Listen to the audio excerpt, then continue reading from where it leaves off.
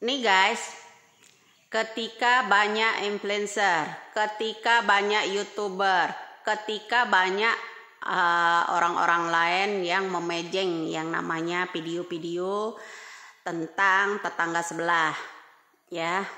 Sepertinya tetangga sebelah kita mau beli alat pelacak, ya, untuk melacak keberadaan orang-orang yang membongkar masa lalu Orba, ya. Nah, semangatkan terus, tidak perlu takut, bro, secanggih-canggih apapun. Karena kenapa? Ini kesannya kalau buat saya, ya, bukan hanya yang dibilangkan sebut mereka undang-undang. Kalau memang undang-undang, ayo kita dongkrak kembali 9798. Ya kan, kalau memang dia permasalahkan orang-orang ini mendongkrak masalah Orba, yuk kita bongkar-bongkar kembali, ya, kasus-kasus penculikan misalnya, ya, menangan mana, ya kan, oke lah, ya, pendukung tetangga sedang melacak-lacak akun-akun orang, ya, sedang ingin berkenalan dengan semua pemilik orang-orang yang punya video membongkar masa lalu Orba. Ya, masa lalu Orba artinya 97, 98 itu masih Orba, bro.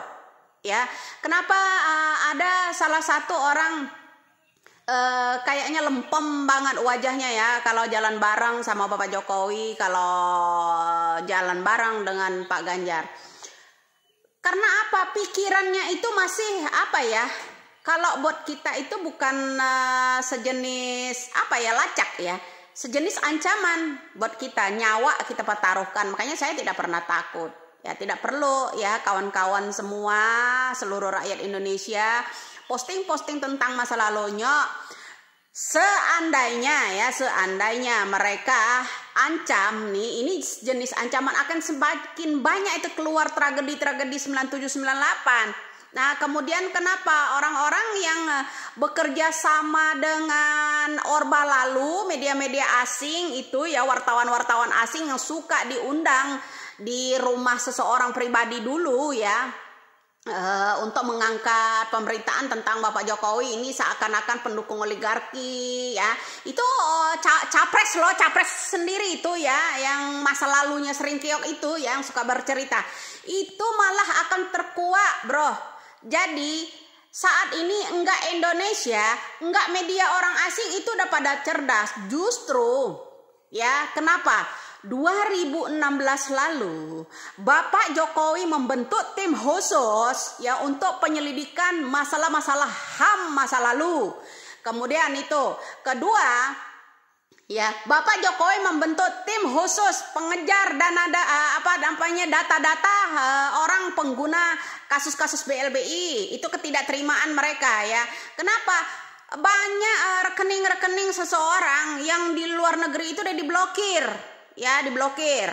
Kemudian ada salah satu anak dari Orba itu dilarang ke luar negeri. Baik itu Singapura banyak, ya, Australia, Swiss, Belanda, itu semuanya ada, ya. Ini saya bocorkan. Kenapa? Ancaman buat kita, mereka ingin melacak. Itu kenapa? Kenapa tujuannya? Ya inilah, kalau mereka terpilih, Orde Baru jilid kedua, Petrus jilid kedua, penculikan jilid kedua, ya, akan kembali bangkit. Ya, ini udah jelas loh, jubirnya mereka, ya, jurkam mereka itu udah berbicara. Jadi seperti itu, bro. Kemudian saya lanjutkan lagi, ya, pembicaraan tentang yang namanya kalau ini sejenis ancaman. Kadrun semuanya, ya, saudara-saudara semua. Semakin kalian ancam akan semakin terkuat. Media asing itu juga pinter, butuh duit. Kalau dibeli mereka, data-data mereka itu akan dikembalikan. Sejak 2016 lalu mereka udah menyerahkan data. Tinggal bagaimana kalian, ya, sama Bapak Jokowi. Data-data HAM masa lalu itu udah ada di Bapak Jokowi. Yang namanya media-media asing itu udah serahkan ke Bapak Jokowi, belum ada yang tahu. Ayo, bagi orang-orang yang udah tahu, upload itu, ya.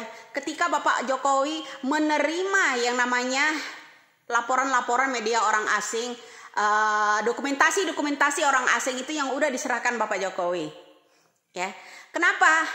Nah, Kejagung kita kemudian alasan pertama Kejagung itu dibakar. Alasan pertama sebenarnya itu karena dokumentasi orang asing sudah masuk sejak 2016 lalu. Kita 2016 lalu apa sesudahnya? Kejagung kita terbakar. Kemudian yang konferensi pers di meja umum siapa? Tahu lah ya. Nah, jadi terutama ya kepada presiden kita ya, mungkin dia paham, oh ini kan sudah dijelaskan toh pada saat tahun belakang ya, 77 ya kalau nggak salah ya, peringati HUT 77 Bapak Jokowi dengan lantang, lindungi orang-orang yang bersuara ya dengan kebenaran itu. Ibu-ibu yang berpolitik, baik itu di medsos maupun terjun langsung ke lapangan, lindungi. Nah ingat, kami tidak perlu takut karena sudah jelas ada perintah Bapak Jokowi di HUT 77 tahun 2022 lalu, itu sudah lantang. Kalau kalian masih belum mendengar itu, coba diputar ulang, korek-korek putar ulang, kata Zaki ya.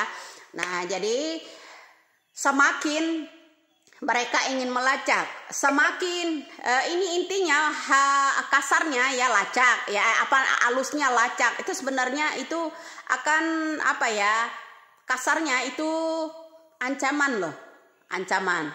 Nah jadi semoga aja capres dan cawapres mendengar itu ya, siapa yang harus kita pilih.